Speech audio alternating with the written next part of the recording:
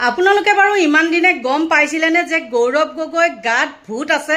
আৰু গৌৰৱ গগৈ গাত ভূত আছে কাৰণে তেওঁ প্ৰদেশ কংগ্ৰেছৰ সভাপতি হ'ল আৰু প্ৰদেশ কংগ্ৰেছৰ সভাপতি হোৱাৰ লগে লগে সেই ভূতটোৱে এজনক বৰ বেয়াকে ধুইছে আৰু ধুইছে বহুতকে ধুইছে সেই ভূতটো বহুতৰ গাত লাগিছে কিন্তু এইজন মুখাখন ইমান ডাঙৰকৈ কোন হয় বাৰু আপোনালোকে চাই লওকচোন বিপুল বৰা ডাঙৰীয়া খালেও খালে কংগ্ৰেছটো খালেও খালে গৌৰৱ গগৈ খাই পেলালে এবাৰ গৌৰৱ গগৈ ডাঙৰীয়াক আমি এটাই কথা ক'ব বিচাৰিছোঁ অসমীয়া মঞ্চত যে আপোনাৰ স্থিতি স্পষ্ট কৰক যে আপুনি সঁচাকৈ পাকিস্তানী হয় নে নহয়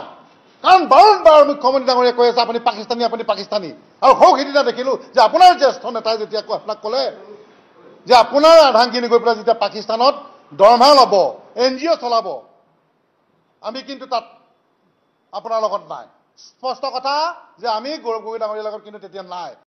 মুখাখন আপোনালোকে নিশ্চয় দেখিলে আৰু মই আগে পিছে দেখা নাই হয়তো এয়া মানে তেওঁ যি আচৰণ সেই আচৰণটো আমাৰ হিমন্ত মামাৰে লগোৱা লিখছও হ'ব লাগিব আৰু ইমান গৌৰৱ গগৈ মানে ভূতটোৱে তেওঁক ধৰিছে মানে হেঁচা মাৰি টেবুলত ঢকিয়াইও তেওঁ মানে জীৱটো ঘূৰাই আনিব পৰা নাই বাৰু যি কি নহওক এতিয়া মই কওঁ শুনক কি হৈছে বাৰু কি হৈছে গৌৰৱ গগৈ সভাপতি হোৱাৰ লগে লগে এছামৰ গাত মানে তৰণি নাইকিয়া হৈছে আৰু আমাৰ এতিয়া কি হৈছে গৌৰৱ গগৈক মই সেইটো কাৰণে ধন্যবাদ দিছোঁ তেওঁ যেতিয়া সভাপতি আসন গ্ৰহণ কৰিছে মানে সভাপতি পদটো যেতিয়া পাইছে আৰু তেওঁ লগে লগে সাহস কৰি তেওঁ এটাকৈ মানে নিজৰ হেৰিবিলাক এফালৰ পৰা চাফাই গাইছে যে হয় নে নহয় আৰু তেওঁ যদি হেৰিত যোৱা হয়ে এইজনে কৈছে এই ভূতে লম্ভা সেইজনে কৈ গৈছে বাৰু পাকিস্তানলৈ যোৱা হয় নে নহয় তেওঁক মানে প্ৰমাণ লাগে ক'ব লাগিবই মানে তেওঁ ধাৰ খাই থৈছে যে গৌৰৱ গগৈ সেইকাৰণে গৌৰৱ গগৈ ক'বই লাগিব যে পাকিস্তানত মই গৈছোঁ বুলি গৈছে নগৈছে মুঠতে তেওঁক ক'ব লাগিবই কাৰণ গৌৰৱ গগৈ তেওঁ ধাৰ খাই থৈছে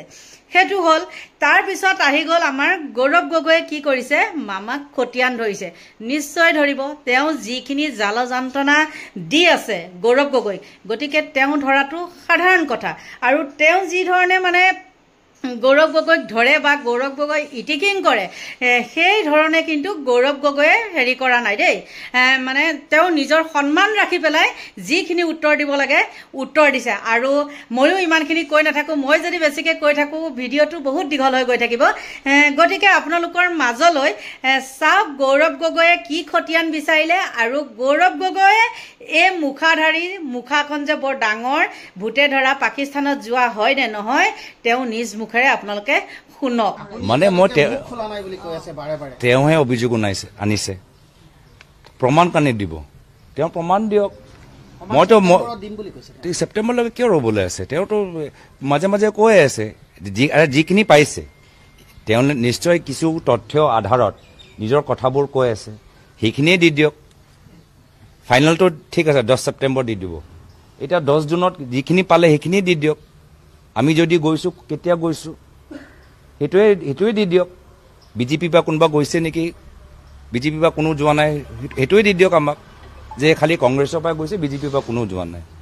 বিজেপি বা কোনো পাকিস্তানীৰ লগত বিজনেছ কৰা নাই এইটো দি দিয়ক আমাক সেইটো চাৰ্টিফিকেটটো দি দিয়ক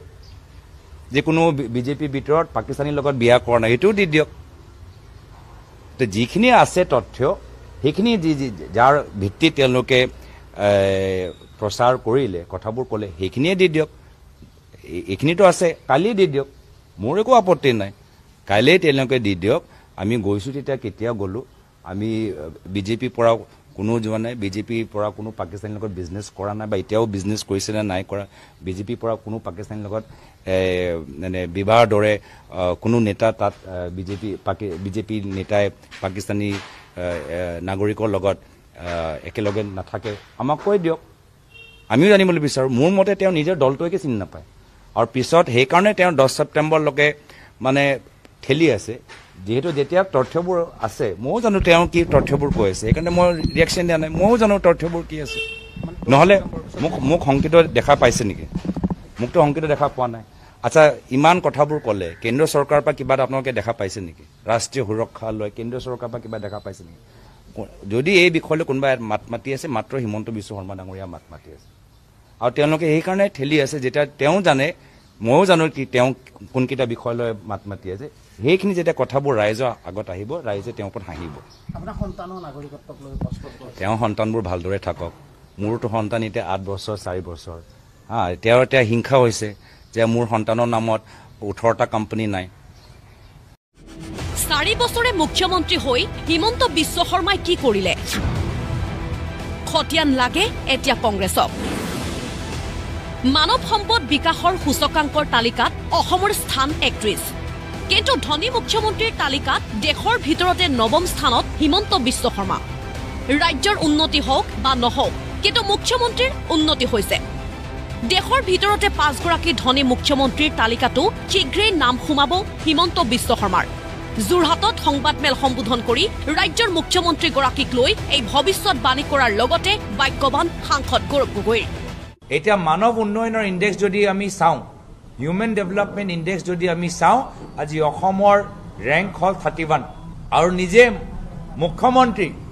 আজি ভাৰতৰ আটাইতকৈ ধনী মুখ্যমন্ত্ৰীৰ তালিকাত এতিয়া নিজে গৈ 9ম স্থানত গৈ পালে। আজিৰ পৰা 1.5 বছৰ 2 বছৰ পিছত চাব, যেতিয়া অহা বিধানসভা নিৰ্বাচন হ'ব, অসমৰ কথা নাজানো, কিন্তু তেওঁৰ নিজৰ ব্যক্তিগত যে সপোন যে অসম মুখ্যমন্ত্ৰী হিচাপে ভাৰতৰ শীৰ্ষ 5খন আটাইতকৈ ধনী মুখ্যমন্ত্ৰী তালিকাত তেওঁ নিজে সোমাব। ফেব্ৰুৱাৰীত আকৌ হ'ব এডভান্টেজ আছাম। প্ৰাক্তন মুখ্যমন্ত্ৰী সৰ্বানন্দ সোণোৱালৰ দিনত হোৱা এডভান্টেজ আছামৰ পৰা অসমে কি পালে? চৰকাৰলৈ প্ৰশ্ন লোকসভাৰ বিৰোধী উপদলপতি গৌৰৱ গগৈৰ। আজি আকৌ এডভান্টেজ আছাম লৈ আমি বিভিন্ন ইস্তিহাৰ প্ৰচাৰ আমি দেখা পাইছোঁ। আমি জানিবলৈ বিচাৰিছোঁ যে ইয়াৰ পূৰ্বে যেতিয়া প্ৰাক্তন মুখ্যমন্ত্ৰী সৰ্বানন্দ সোণোৱাল ডাঙৰীয়া আছিল, সেই সময়ত বিজেপি চৰকাৰে যেতিয়া এডভান্টেজ আছাম তেওঁলোকে আয়োজন কৰিলে, তাৰ পৰা কিমান প্ৰজেক্ট সম্পূৰ্ণ হ'ল? আমাৰ ওচৰত যি তথ্য আছে, প্ৰায় 60টা প্ৰজেক্ট সেই সময়ত তেওঁলোকে ঘোষণা কৰিছিল। যোৰহাটত গৌৰৱ গগৈ, গুৱাহাটীৰ ৰাজীৱ ভৱনত ৰিপুণ বৰাৰ সংবাদমেল। হিমন্ত বিশ্ব শৰ্মা নেতৃত্বাধীন চৰকাৰৰ বিফলতাক লৈ সৰব হৈ পৰিল ৰিপুণ বৰা। অসমক কঙাল ৰাজ্যলৈ পৰিণত কৰিলে মুখ্যমন্ত্ৰী ডক্টৰ হিমন্ত বিশ্ব শৰ্মাই। ভাৰতবৰ্ষৰ ভিতৰত 5খন ৰাজ্যৰ এখন শ্ৰেষ্ঠ ৰাজ্য কৰিম বুলি কৈ আপুনি এই 4 বছৰত অসমক কি কৰিলে? শ্ৰেষ্ঠ ৰাজ্যটো দূৰৰ কথা, আপুনি অসমক গোটেই ভাৰতবৰ্ষৰ ভিতৰত এখন কঙাল ৰাজ্যত পৰিণত কৰিলে। অসমৰ আমাৰ জনমূৰি আয় আজি বাঢ়িব লাগে, সব ৰাজ্যৰ বাঢ়িছে, কিন্তু অসমৰ জনমূৰি আয় আজি ডক্টৰ হিমন্ত বিশ্ব শৰ্মাৰ নেতৃত্বত আজি অসমৰ জনমূৰি আয় গোটেই ভাৰতবৰ্ষৰ 33খন ৰাজ্যৰ ভিতৰত আমি কিমানত আছোঁ? 31 নম্বৰত আছোঁ। নৱজাত শিশুৰ মৃত্যু দেশৰ ভিতৰতে সৰ্বাধিক অসমত। প্ৰসূতিৰ মৃত্যুৰ ক্ষেত্ৰতো শীৰ্ষত আছে অসম। এয়া ৰাজ্য চৰকাৰৰ চৰম ব্যৰ্থতা বুলি ক'লে প্ৰাক্তন সাংসদ ৰিপুণ বৰাই। হুৰ ৰিপৰ্ট মতে ৱৰ্ল্ড হেল্থ অৰ্গেনাইজেশ্যন আৰু ভাৰতবৰ্ষৰ স্বাস্থ্য পৰিয়াল কল্যাণ মন্ত্ৰণালয়ৰ ৰিপৰ্ট মতে গোটেই ভাৰতবৰ্ষৰ ভিতৰত অসমত নৱজাত শিশুৰ মৃত্যুৰ হাৰ আটাইতকৈ বেছি। কিমান? 1000